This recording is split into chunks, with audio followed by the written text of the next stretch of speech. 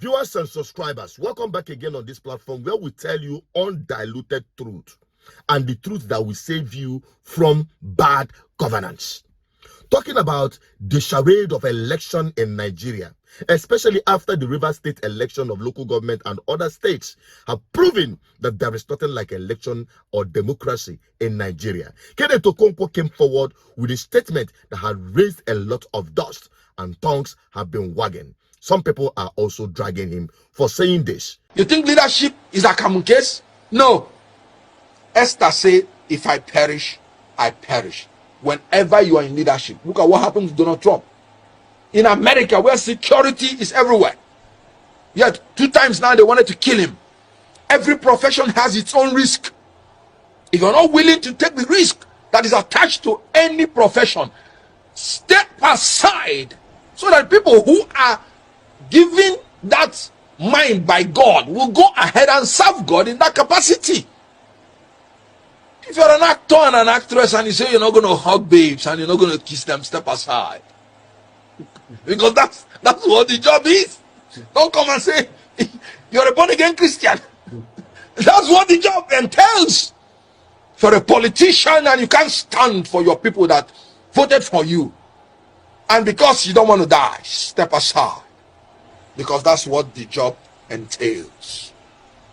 Any politician that is not behaving like Simfubara, who will resist and protest when his rights are trampled upon, knowing that our judicial system, knowing that our electoral system have failed us, that any politician who will not stand his ground, no matter the risk to his person, I said I will not speak for that politician again, and I maintain it. I am looking for leaders who would say nobody will rig my election, and if you rig my election, I will fight. Nigerians, come out and fight.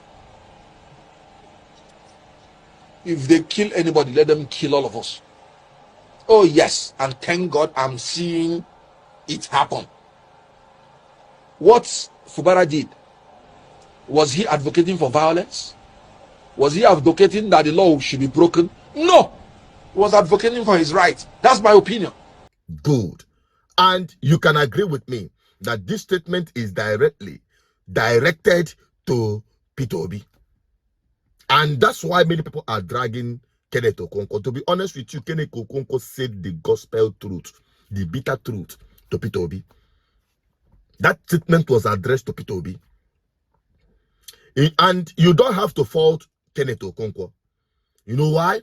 The guy is speaking from the point of passion. That guy has a lot of respect and passion for Peter Obi. That's why he has to go down deep to bring out this truth. This is not time for you to say, oh, you play gentleman for crooks, for criminal elements. You play gentleman politics. No. You speak the language they understand. When you go to the room, you behave like Romans. When you come to Nigerian politics, you deal with them in the right way they understand. That is the truth. And that is from the angle Kenneth Okonkwo is coming from. But let us also review the response from Farotimi. It is unusual in this country of ours. A man ruled a state like Anambra for 8 years. He wrested powers from the Uba, and they think that one is a softie. Somebody who can take power from the Uba. These were people who controlled Banuju, Badinuju, or whatever that one's name was. These were murderous people who killed Benaba Azikwe, the NBA chairman. I believe in Onitsha. Look, these were not easy people. Peter Obi fought them to a standstill, took over the state, made the state work to the point where people are clapping years after he had left. There is a basis to be excited. And I would dare say that Peter Obi probably represents the last opportunity for the ruiners of Nigeria to get out of power without bloodshed. That's my honest belief, because he actually represents a transition to a change that can be orderly, because the old system is no longer sustainable. It is no longer, it's patently unsustainable. So that's what is propelling it. It is hope that is propelling his candidacy. And that is what's driving everything. Good. And what Farotimi said here is also good and correct with the man Peter Obi. Yes, sometimes meekness is not weakness.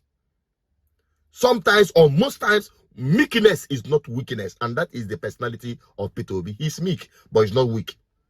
But the truth of the matter is that we have long gone past the Anambra politics where he took time and the process and all that to reclaim his mandate back. It is not applicable with the kind of thieves that are in power today. These guys, we've seen what they've done, how they've hijacked the courts, how they have jacked the security, how they have hijacked the electoral system and the rest of them. These are not the kind of people that understand the language of rule of law. These are not the kind of people that understand gentleman language. That's why Fela sang the song to them at the time. I no be gentleman at all. I no be gentleman at all. I no be gentleman at all. Oh. Nah, somebody sing that song, Fela. And it makes serious meaning. Because you don't be gentleman to people who are cruel, who are unrepentant criminal elements, who have hijacked the soul of the society. You don't play that gentleman to them. And that is the point. Which one will you go for? Will you go for Kenneth Okonkwo? Or will you opt for that of Peter Obi? Now, if these two can come together, just like I said and elaborated in the previous video, if the true extreme end can come together, that is the saving grace for Nigeria. That is the solution, the freedom key to Nigerian people to free themselves from this calamity of a government they have today in place. There is no freedom. There is no freedom for Nigerians. And that is the truth. So we are bringing you this truth as an insight. Let the discussion continue. What do you have to say about this? If those who are on the extreme left and those who are on the extreme right comes together as a force, that is the only time Nigerians can free themselves from the impunity that we have found ourselves today, because we are heading to one party state. It is unhealthy in a local government election where one party will just sweep up everything. The one of Anambra State, I think I'm going to address that on a live program. That one is not something that we just discuss like just a discussion like this. No, we're going to address that one. The same is also applicable to other states. You can imagine if APP can floor APC in local government election where PDP is the governor, that tells you that there is nothing like an election in Nigeria.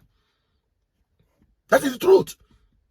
But in as much as we know that there is no election in Nigeria, the principal Fubara and his militant youth brought together to out APC is the kind of evil that suits APC if there is any hope for Nigerians to be free from this calamity that have befallen them in the name of a government under APC. Let me have your opinion on this anyway. Let me not just talk too much. I think we've said enough. Let the discussion continue on the comment section. Let's have your opinion on this. I'm only an advocate for good governance. My name is Asusu Chinedu Peters. Bye-bye for now.